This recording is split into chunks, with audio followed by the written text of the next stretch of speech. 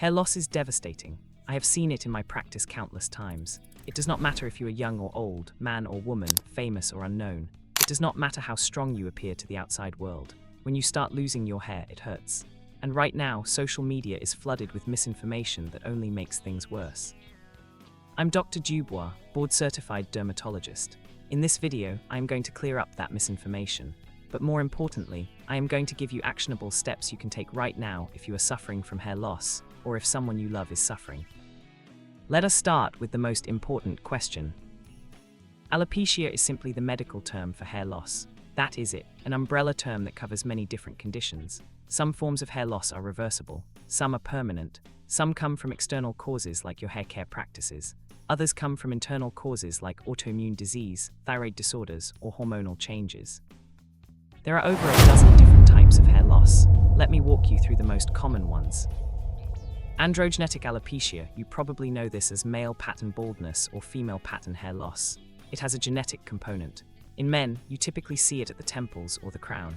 In women, it often appears as a widening of the midline part or thinning on the top of the scalp. Telogen effluvium, this is excessive hair shedding all over the scalp. We have seen a lot of this after COVID. In a healthy scalp, about 90% of hairs are in the growth phase and 10% are in the shedding phase. Telogen effluvium happens when more than 20% of follicles prematurely shift into the shedding phase. Triggers include physical stress, psychological stress, systemic illness, or hormonal changes like post-pregnancy. Alopecia areata, this is getting a lot of attention in the media right now. It is an autoimmune disease where your immune system attacks your hair follicles. It usually causes one or two small bald patches on the scalp, eyebrows, or body. In severe cases, you can lose all the hair on your scalp, that is alopecia totalis, or all the hair on your entire body, that is alopecia universalis. It comes on suddenly and affects men, women, children, and all ethnicities. Traction alopecia, this is most common in women and girls of African descent.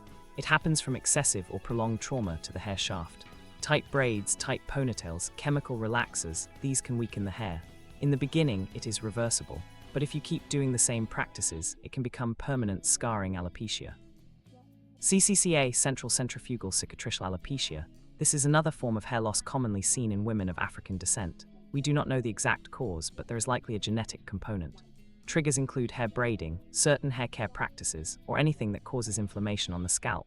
It used to be called hot comb alopecia, but we no longer use that term because you can develop this condition without ever using a hot comb. It starts as a single patch on the crown and expands outward. Early on, the scarring is subtle, but if it goes unchecked, the scalp becomes shiny and scarred permanently. This brings me to my first key tip. Tip number 1, see a board-certified dermatologist as soon as possible. Early diagnosis is everything. The earlier you are seen, the more likely you are to respond to treatment. The less likely the hair loss is to affect your quality of life. There is always hope for hair loss. Please get in to see a dermatologist. You do not want this to become permanent if it does not have to be. Tip number 2, come prepared to your appointment. Write down your symptoms. Are you itchy? Is there pain or tenderness? Do you have a fever? Any fatigue? Keep a notebook or use your phone. Gather your personal and family medical history. The dermatologist will ask, note any family history of hair loss, what type, any other medical conditions, what medications have you taken, what supplements. Look back at old photos to remember your past hair care practices. Take photos of the products you are using right now. Bring any recent blood work.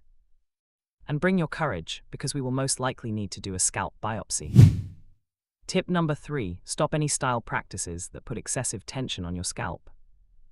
Practice responsible protective styling. Find a hair beautician who knows your hair goals and knows you are experiencing hair loss. And here is something important. The dermatologist needs to see your entire scalp. If you are wearing a protective style that prevents a full examination, I strongly recommend you take it down before your appointment. If there is pain or small bumps around your hair follicles after getting your hair done, that is not a good sign. That means your hair follicles are under attack. Loosen the style. Tip number 4, consider supplements and topical therapies that have real clinical evidence. We know certain nutritional supplements can help with inflammatory states and autoimmune conditions. Zinc, vitamin D Nutrafol is a good hair supplement to consider. Probiotics may also help because poor gut health has been linked to hair loss. For topical therapies, minoxidil has strong clinical evidence, but consult a physician before starting it. There can be side effects.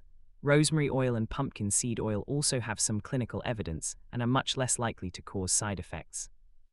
Low-level photomodulation, the laser comms and helmets you see advertised, actually has solid clinical evidence for certain forms of hair loss. Tip number 5, reduce stress. This is easier said than done, I know, but stress can cause hair loss and it can worsen existing hair loss. And then you stress about losing your hair. It becomes a vicious cycle. Find a form of stress reduction that works for you. Exercise, meditation, therapy, sleep, whatever it is, take it seriously. Final thoughts from Dr. Dubois. Hair loss is complex. There are many different types with many different causes. But here is the most important thing I want you to remember. There is always hope. The sooner you act, the better your outcome. See a board-certified dermatologist. Come prepared. Stop damaging hair practices. Use evidence-based treatments. Reduce your stress. You are not alone in this. I'm Dr. Dubois. If you found this helpful, like the video and subscribe for more unfiltered truth about your hair and skin. Be well.